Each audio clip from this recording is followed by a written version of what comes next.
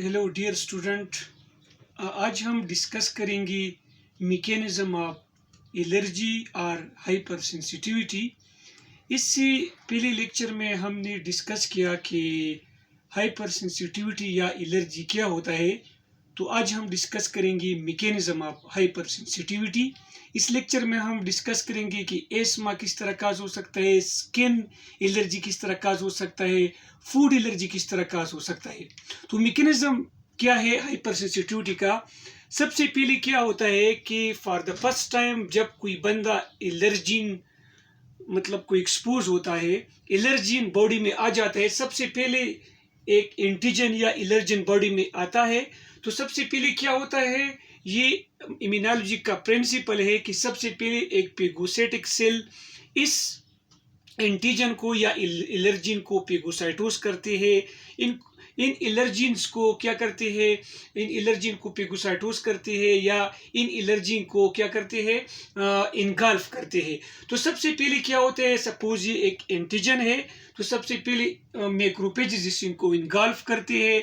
इनगल्फमेंट के बाद आपको पता है मैक्रोफेजेस में होता है MHC class 2 molecule. MHC class 2 molecule major histocompatibility complex, ठीक है, क्लास 2 मॉलिक्यूल्स होता है इसमें। फिर ये क्या करते हैं कि ये अभी T हेल्पर सेल को देते हैं। और आपको पता है कि MHC क्लास 2 मॉलिक्यूल के लिए जो रिसेप्टर होता है वो होते हैं CD4। तो T हेल्पर सेल क्या है, ये CD4 पॉजिटिव है। इसमें MHC क्लास 2 मॉलिक्यूल के लिए रिसेप्टर होता है।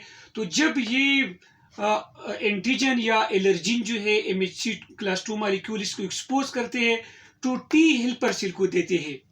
अभी T helper cell cytokines produce करते हैं, different type of cytokine produce करते हैं, इंटरल्यूकिन 4, इंटरल्यूकिन 5 एक्सेट्रा वगैरह वगैरह। लेकिन असल में क्या होता है कि ये जो इंटरल्यूकिन 4 है, ये जब प्रोड्यूस होता है तो ये इंटरल्यूकिन 4 जो है ये बी सेल को एक्टिवेट करते हैं। नॉर्मली जब बी सेल को एक्टिवेट करते हैं तो एलर्जी के केस में क्या होता है, मैंने कल आपको बताया था कि जो लोग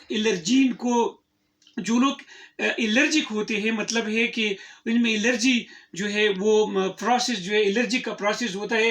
तो इसमें क्या होता है कि ये बी सेल जो है इसका इंटरल्यूकिन 4 के लिए जो रिसेप्टर होते हैं वो रिसेप्टर म्यूटेटेड होते हैं। ये क्यों म्यूटेटेड होता है, मैंने कल आपको डिस्कस किया था कि ये पेरेंट से मतलब ऑफस्प्रिंग में ट्रांसफर होता है। ये जीन जो रिसेप्टर बनाता है बी सेल के ऊपर इंटरल्यूकिन 4 के लिए, तो ये म्यूटेटेड होता है। तो जब ये म्यूटेटेड होता है तो नॉर्मल, मैंने कल आपको बताया था कि नॉर्मल IgM एंटीबॉडी प्रोड्यूस होते हैं। लेकिन चूंकि यहाँ पर ये रिसेप्टर जो बी सेल पे मौजूद है इंटरल्यूकिन 4 के लिए ये हाइपर म्यूटेटेड होता है, तो एंटीबॉडी क्लास स्विचिंग होता है। एंटीबॉडी क्लास स्विचिंग का मतलब ये है कि IgM और IgG के इंस्टेड ऑफ IgM और IgG क्या प्रोड्यूस होता है, IgE एंटीबॉडी प्रोड्यूस होता है। जब ये IgE एंटीबॉडी प्रोड्यूस होता है तो IgE का एंटीबॉडी का जो टेल है जिसको हम FC रीजन कहते हैं, इसके लिए मास्ट सेल पे रिसेप्टर होता है। ये मास्ट सेल्स है, ये बॉडी में स्किन में मौजूद होते हैं, GIT में मौजूद होता है, रिस्पिरेटरी ट्रैक्ट पे मौजूद होते हैं। तो यहाँ पर जो रिसेप्टर है IgE एंटीबॉडी की FC रीजन के लिए, इस रिसेप्टर को हम कहते हैं FC एप्सिलॉन R1। मतलब है कि FC रीजन, FC उसको क्यों कहते हैं कि ये FC रीजन एंटीबॉडी की FC रीजन के लिए होता है, एंटीबॉडी IgE एंटीबॉडी के लिए होता है और ये रिसेप्टर होते हैं। तो क्या होता है कि ये एंटीबॉडी बन जाता है। पहले दफा जब एंटीजन आ जाते हैं तो ये एंटीबॉडी बन जाते हैं, मास्ट सेल पे ये अटैच होता है। ये फर्स्ट एक्सपोजर है, अभी कोई मसला नहीं है, कोई प्रॉब्लम नहीं है। अभी क्या होता है, इस बंदे को जिसमें अभी IgE एंटीबॉडी बना है, इस पर्सन को हम सेंसिटाइज पर्सन कहते हैं, जिसमें IgE एंटीबॉडी बना है और वो मास्ट सेल के साथ कंबाइन हुए हैं ये IgE एंटीबॉडीज। इस पर्सन को हम क्या कहते हैं कि ये बंदा सेंसिटाइज हुआ है।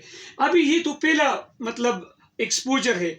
नेक्स्ट टाइम जब एंटीजन आ जाता है, तो नेक्स्ट टाइम जब एंटीजन आता है और IgE एंटीबॉडी बनता है, तो ये IgE एंटीबॉडी, दोनों IgE एंटीबॉडी एक दूसरे के साथ और जो एंटीजन है इसके साथ क्या करते हैं, क्रॉस लिंक करते हैं। जब इसको क्रॉस लिंक करते हैं तो इसके रिजल्ट में क्या होता है, इसके रिजल्ट में ये होता है कि आपको पता है कि यहाँ पर ये जो एंटीबॉडी का रिसेप्टर है FcER1, इसके नीचे एक और प्रोटीन है, इसको ITM रिसेप्टर कहते हैं। ये ITM रिसेप्टर फिर क्या होते हैं, ये एक्टिवेट होते हैं। जब ये एक्टिवेट होता है तो ये क्या करेगा, ये ITM जो है आपको पता है कि ये एक्टिवेट करेगा फर्दर कंपाउंड को। मैं आपको बता रहा हूँ वो कौन कौन से कंपाउंड है। एक है फास्फोलाइपेज सी। क्या है, फास्फोलाइपेज सी। फास्फोलाइपेज सी क्या करता है कि फास्फोलाइपेज सी जो है वो जब फास्फोराइलेट होता है, ITM उसको फास्फोराइलेट करते हैं, तो ये स्मूथ एंडोप्लाज्मिक रेटिकुलम जो होता है मास्ट सेल में, इससे कैल्शियम का रिलीज कर देते हैं। जब कैल्शियम का रिलीज करते हैं तो इसका क्या होगा, ये कैल्शियम के रिलीज के बाद यहाँ पर जो कैल्शियम की रिलीज के बाद यहाँ पर जो मास्ट सेल की न्यूक्लियस है, इसमें जो केमिकल्स है इसका डीग्रेनुलेशन काज करते हैं। साथ साथ में फिर क्या होता है कि प्रोटीन काइनेज को भी फास्फोराइलेट करते हैं। जब प्रोटीन काइनेज को फास्फोराइलेट करते हैं तो ये भी डीग्रेनुलेशन में हेल्प देता है। इसके अलावा एक और एंजाइम जो उसको फास्फोराइलेट करते हैं ITMG, इसका नाम है एडिनाइलेट साइक्लेज। ये एडिनाइलेट साइक्लेज क्या करते हैं कि ये एडिनाइलेट साइक्लेज साइक्लिक MP को प्रोड्यूस करते हैं, और साइक्लिक MP जो है वो भी क्या करते हैं, वो भी मास्ट सेल की डीग्रेनुलेशन में हेल्प देते हैं।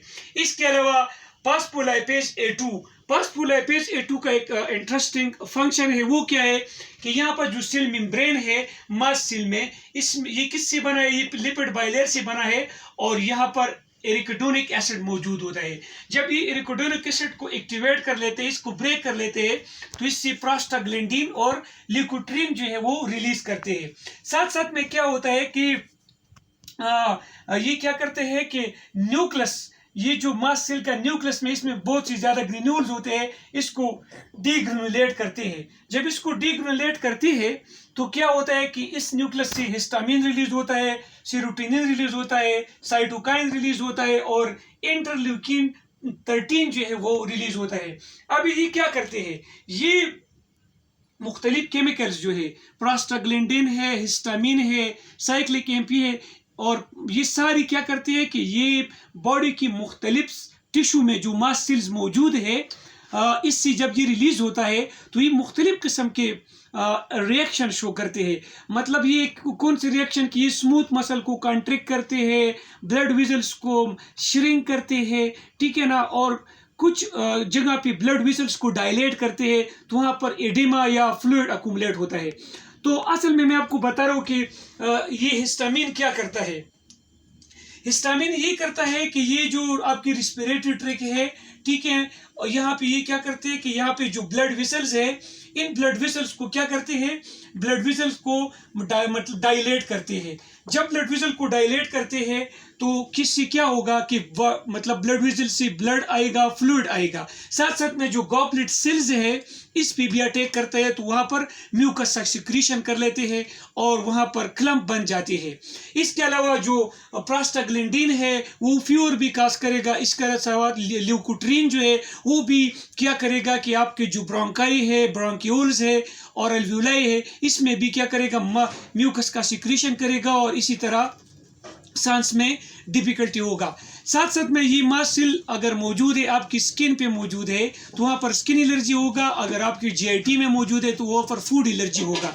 तो इन सारी इन केमिकल्स की वजह से क्या होगा कि मुख्तलिफ किस्म के सिम्टम आपको नजर आ जाएगी। सबसे जो पहला सिम्टम है वो राइनाइटिस है। राइनाइटिस को हम हे फीवर कहते हैं। इसमें क्या होता है कि बाज़ औक़ात ब्लैक नोज़ होते हैं, रनी नोज़ होते हैं, ठीक है, ये सीजनल होता है, इसको हम राइनाइटिस कहते हैं। दूसरा जो कॉम्प्लिकेशन वो है एज़मा। एज़मा क्या है, शॉर्टनेस ऑफ ब्रीथ, सांस में डिफिकल्टी होते हैं। ये क्यों होता है, ये भी मुख्तलिफ केमिकल्स की स्पेशली ल्यूकोट्रीन की वजह से ये होता है। इसके अलावा अर्टिकेरिया है जो स्किन की रेडनेस को हम कहते हैं। एक्जिमा है, ये क्रॉनिक स्किन एलर्जी है। वेल एंड फ्लेयर रिएक्शन इसमें शो होता है, मतलब आपके हाथ या स्किन को, आपके हाथ या स्किन में रेडनेस आ जाता है। साथ साथ में क्या होता है, फूड एलर्जी होता है, मतलब है कि फूड एलर्जी में फिर वॉमिटिंग होता है, ठीक है, डायरिया भी होता है। तो ये सारी कॉम्प्लिकेशन जो है हाइपर सेंसिटिविटी की वजह से होते हैं, स्पेशली एलर्जी की वजह से होते हैं। ये सिम्टम हमने डिवाइड किए पेज फर्स्ट और पेज सेकंड में। पेज फर्स्ट जो है वो मिनट्स में होते हैं, मतलब 2 मिनट से 30 मिनट्स तक होता है, और फेज 2 जो है वो मतलब आवर्स बाद जी होते हैं। अब इसका ट्रीटमेंट क्या है और प्रिवेंशन क्या है, तो मैं आपको बता रहा हूँ जो चाइल्ड स्टॉप ड्रग है वो क्या है, एपिनेफ्रिन है। एपिनेफ्रिन का क्या काम कि ये साइक्लिक एमपी को कंट्रोल करते हैं। और सिट्रीजिन है, सिट्रीजिन क्या करते हैं कि ये एंटीहिस्टामिन है, और मोनोटोलिकास से जो ल्यूकोट्रीन इनहिबिटर है, और इसके साथ साथ आप जो है कार्टिकोस्टेरॉइड जो है वो भी दे सकते हैं, मिमथासोन भी दे सकते हैं। और मतलब प्रिवेंशन ये है कि जो लोग एलर्जिक, जो लोग पॉलन ग्रेन से या एनिमल्स या दूसरी सब्सटेंसेस एलर्जिक है, तो वो उन्होंने क्या है मास्क पहनना है और प्रिवेंशन करना है इन एलर्जिक